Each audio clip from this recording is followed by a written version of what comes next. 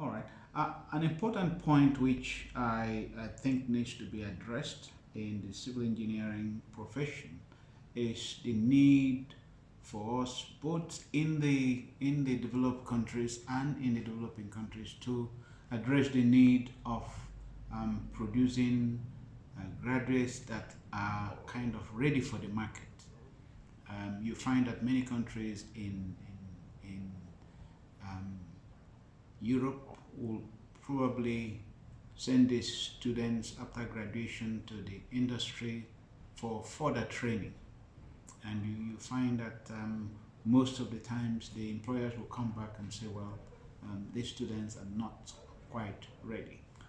So there is a, a problem there that our students are actually not ready. So there is need for us to look at the curriculum and make sure that um, as far as possible, the students are ready for the market. The product should be ready for what is being designed for. And I think that's quite important. Um, and if you take it further to research, you will find that most of the research products that we have are probably quite not ready for um, what they are needed for in the industry. For example, most people who come to teach are not ready. They're not ready. They don't know, how to teach. They're not teachers. Yet, people employ them to teach. They send them to the classroom, and only God knows what happens in the classroom with their students.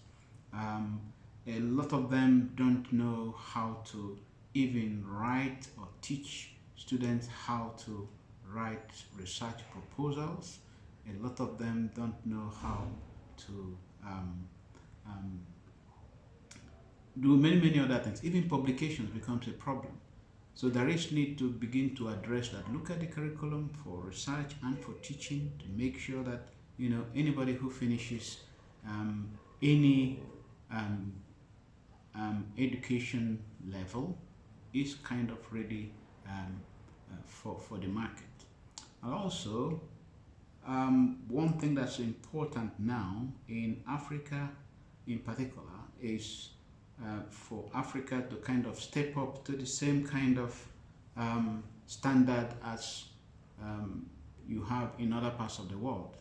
Africa needs to step up to be able to train a lot of researchers so that they are able to carry out research that will aid development. Africa cannot continue to depend on what is produced from outside Africa. So people need to look in, and that again links up to the kind of quality of lecturers who teach in African universities. These people are people who need to think properly and look at programs which actually will produce people who are ready for the market. For example, if you have a situation where in most universities you find that a lot of them actually don't have staff, the right caliber of staff to actually teach those who are doing research. And this is why sometimes when you carry out research, you have to send the thesis away to other countries to mark. You don't have enough people in Africa to even read, those research. I think that's a lot of problem which needs to be looked at and attacked. So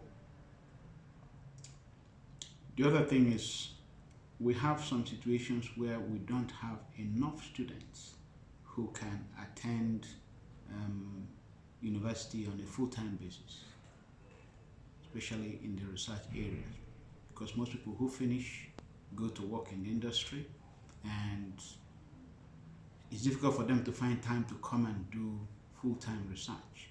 So again, in Africa, we need to look and see if there is a way that we can begin to harvest those who are in the industry already and have experience, to see if we can attract those who have experience in the industry, who also have found out some research problems, but because they don't have time to come tackle this in the university, they're not able to come to the university.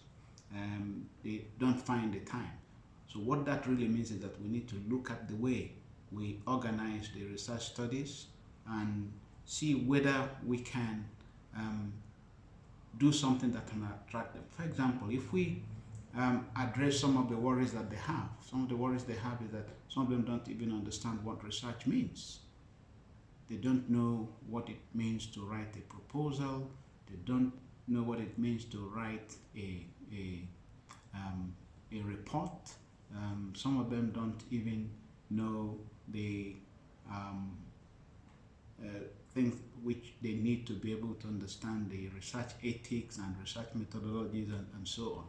So if you can break up the research study into two, one which will attack or which will address those things that they need to know in order to arm them and also to give them the confidence to carry out research, then that will help. Once you have done that, that would have given them the confidence, and because they have experience in the industry, they can actually tackle the research much better, and that will help to fill the gap of those who the number of people who don't have research degrees but want to have research degrees. The other thing it can do, you can fashion the length of the study in such a way that they can finish in good time. There's no reason why you can't have some people finishing PhD degrees within 3 or 4 years. It's done in Europe, in Germany, in the United Kingdom. You can take people from the industry and within 3 or 4 years they can finish a PhD. But you don't find this kind of thing in Africa. Most universities will have PhD students who will stay on for up to 8 years before they can finish a research program. That cannot be right in the present situation where the rest of the world is moving on to a so-called fourth industrial revolution.